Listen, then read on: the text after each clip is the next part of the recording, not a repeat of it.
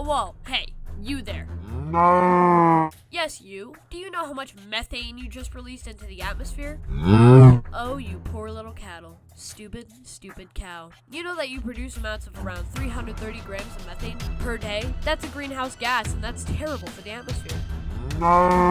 Yes, I know, that's only a little bit, but you have to know that you are one of billions of cows around the world. That all adds up to hundreds of liters per day and hundreds of thousands of liters per year. Yes, and we have to stop this. Luckily for us, there is a solution, but we first have to understand why cows produce so much methane in the first place. To do this, we're going to have to use a tool they use up in the slaughterhouses, the stunner. This should render the cow unconscious, or worse, but at this point, potato. But now we can get into the meat of this problem.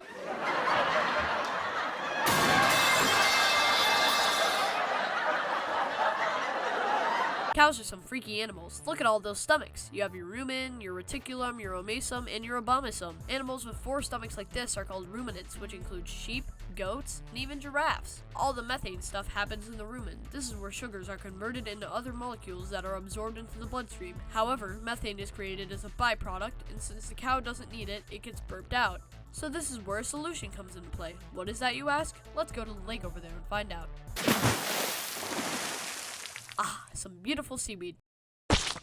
Eat up, cow. Scientists have found out that by putting even a small amount of seaweed in a cow's diet can reduce methane emissions by over 80%. This is because seaweed contains a lot of bromoform, which is a trihalomethane that reduces methane emissions from the cow. How exactly does it do that? My sources never told me. But that can reduce the amount of methane produced by cows every day to only 60 liters a day, which, mind you, is still quite a lot, but day by day, that puts a lot less methane into the atmosphere. So if you have a cow, feed it seaweed. This has been Dr. Education.